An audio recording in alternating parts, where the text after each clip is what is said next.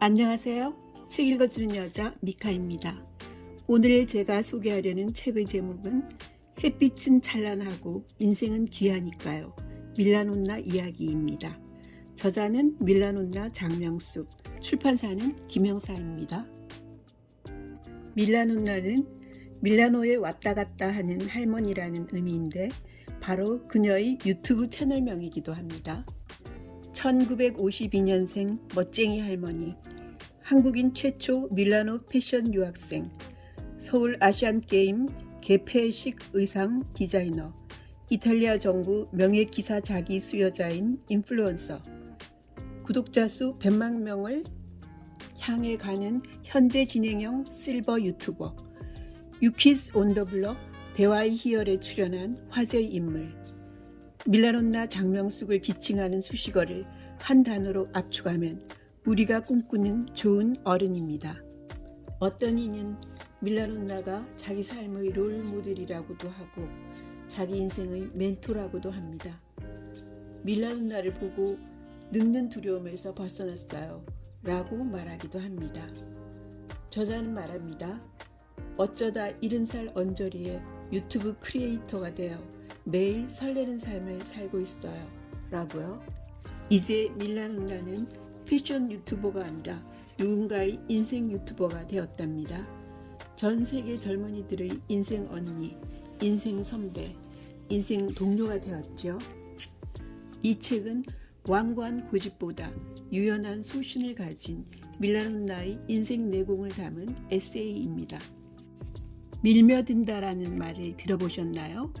밀라논나에게 스며든다라는 의미로 사람들이 그에게 붙여준 말이에요. 왜 많은 사람이 이토록 밀라논나의 라이프 스타일에 열광하며 그의 이야기를 듣고 싶어 할까요? 어떻게 나다운 인생을 살 것인가? 어떻게 품위를 지킬 것인가? 어떻게 이 사회의 보탬이 될 것인가에 대한 현실적인 답이 이 책 곳곳에 녹아 있답니다. 그리고 꼰대 범람의 시대를 향한 상쾌한 재단도 들어있습니다. 자, 이제 잠시 책 속으로 들어가 볼까요? 오늘도 책 읽어주는 여자 미카와 함께 경쾌한 시간 되세요. 구독, 좋아요, 알림 설정 꼭꼭 눌러주시고요. 10대 꿈을 꾸었다. 20대 도전을 멈추지 않았다. 30대 부단히 전력 투구했다. 40대 약자의 삶에 더 다가갔다. 50대 자유로워졌다. 60대 인생 계획에 없던 유튜버가 되었다. 70대 매일이 설렌다. 살아있는 한, 움직이는 한, 누구나 다 현역이고 자기 인생의 주인공이다. 차례를 볼게요. 이 책은 논나의 이야기 4편으로 구성되어 있는데요. 논나의 이야기 1은 하나뿐인 나에게 예의를 갖출 것, 자존이라는 키워드를 말하고 있어요. 논나의 이야기 2는 24시간을 알뜰히 살아올 것, 키워드는 충실. 논나의 이야기 3, 조금씩 비울수록 편안해지는 것, 키워드는 품위. 논나의 이야기 4, 이해하고 안아주는 사람이 되어볼 것, 키워드는 책임이랍니다. 이 중에서 논나가 비혼주의자들에게 들려주는 이야기를 읽어드릴게요. 비혼주의자들에게 나는 부모님의 강권으로 조혼을 했지만 본래 비혼주의자 혹은 만혼주의자였다. 막상 결혼하고 나니 모래주머니를 달고 뛰는 듯 고단했다. 일과 가정을 모두 챙겨야 했기 때문이다. 그래서 비혼과 결혼 중 무엇이 더 좋냐고 묻는 이들에게 둘 중 하나를 선택하라고 말하지 못한다. 다만 조심스럽게 제안해 본다. 나는 죽을 때까지 비혼이라는 장담은 보류하면 어떨까? 주변 지인들이 가끔 나에게 고민을 털어놓는다. 비혼으로 살겠다는 자식을 어찌하면 좋겠냐고. 나는 이렇게 대답한다. 억지로 결혼을 시키지 말라고, 자식들 선택에 맡겨보라고. 때로는 불행한 결혼보다 행복한 비혼이 낫다고. 때가 되면 자식들이 알아서 선택할 거라고. 요즘 젊은이들은 견문도 넓고 지혜롭다. 그래서인지 여러 가지 이유로 비혼을 선택한다. 취업난, 주거 문제, 자녀 양육 비용 등 현실적인 이유도 있지만 어느 한 가지 때문에 비혼을 선택한다고 콕 집어 말하기 어렵다.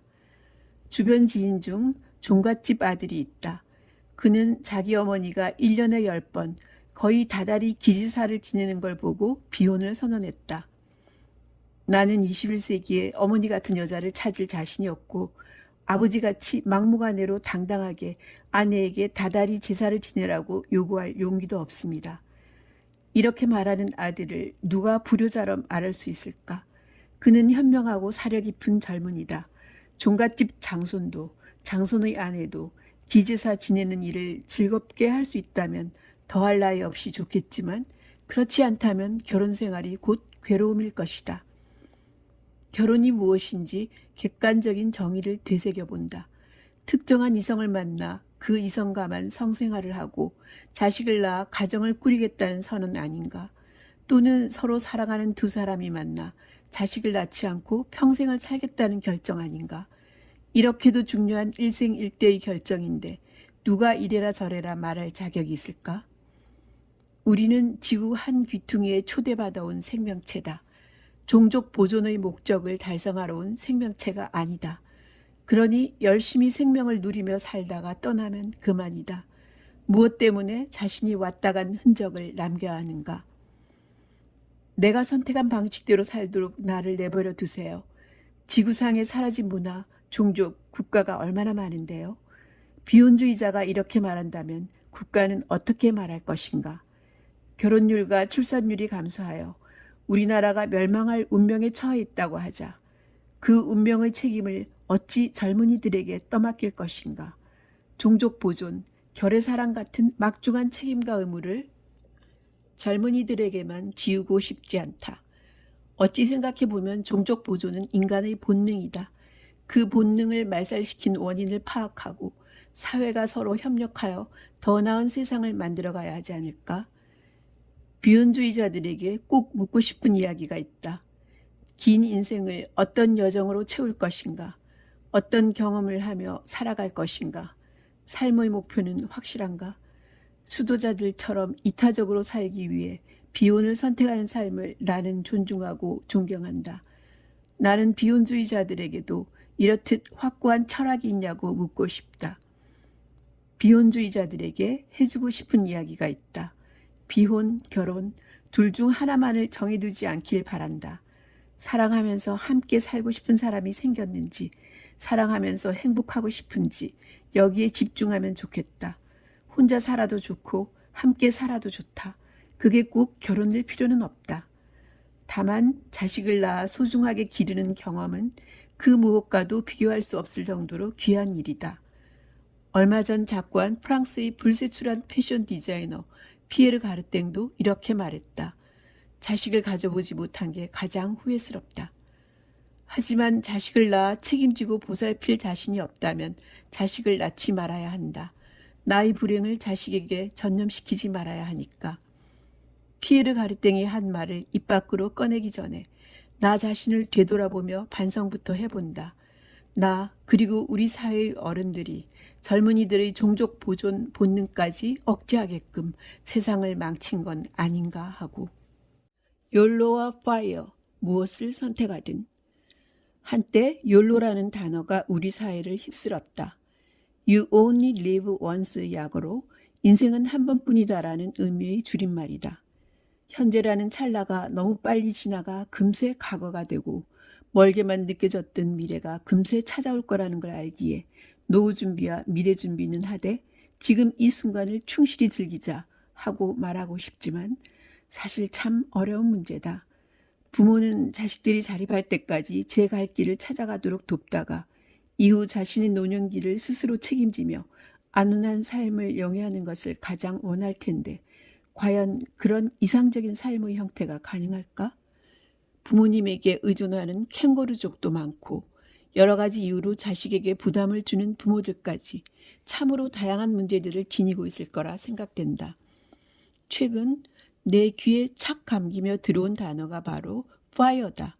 Financial Independence Retire Earlier 약어로 경제적 자립과 조기 은퇴가 합쳐진 단어다.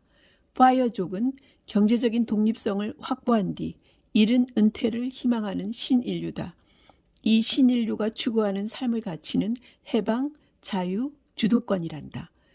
40살 전후에 평생 쓸 수 있는 돈을 모아서 경제적으로 자립할 수 있다는 확신이 서면 현직에서 미련 없이 은퇴하겠다는 것인데 그야말로 야무진 꿈을 꾸는 사람들이다.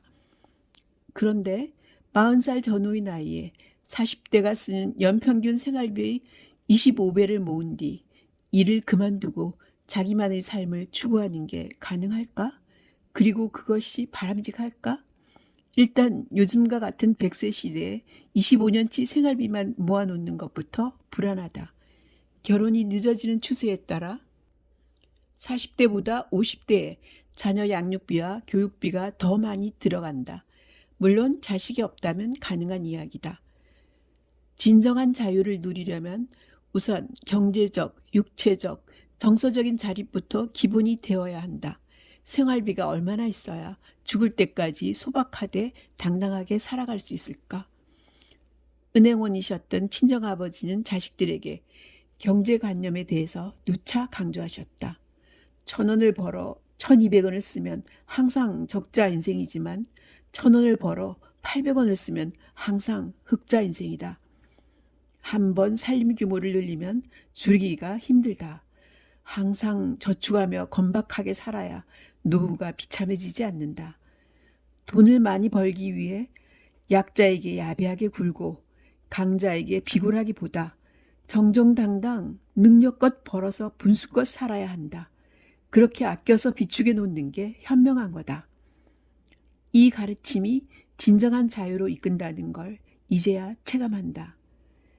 욜로족에게는 노후 대비를 꼭 하라고 이야기해주고 싶고 파이어족에게는 향후 25년의 생활비가 준비된다면 소비생활만 줄이면 충분히 가능하다는 이야기도 해주고 싶다. 다만 인생의 황금기에 사회에도 기여하며 해방과 자유, 인생의 주도권을 누리라고 조언할 것이다. 이런 멋진 사고를 할 수 있는 젊은이들이 사회를 떠받쳐 주어야 사회가 더 다양해질 것을 알기에. 사는 게 특별하지 않다. 배고프면 간단히 요기하고 추우면 따뜻하게 입고 더우면 시원하게 입고 자고 싶을 때 작은 내 한 몸 편안하게 누울 잠자리만 있으면 되는 것 아닌가? 욜로족, 파이어족 모두를 응원한다. 독립적으로 의식주를 해결할 수 있다면 이 사회에 해를 끼치지 않고 건강한 구성원으로 살아간다면 누가 그들 삶에 손가락질할 수 있단 말인가. 지금까지 햇빛은 찬란하고 인생은 귀하니까요를 리뷰해 드렸습니다. 저는 여러분에게 윌라논나가 보내는 빛나는 응원을 전해드리며 하나뿐인 나에게 예의를 갖추고 각자의 자리에서 찬란한 인생을 살아가길 바랍니다. 책 읽어주는 여자 미카였습니다. 우리는 또 다음 영상에서 만나요.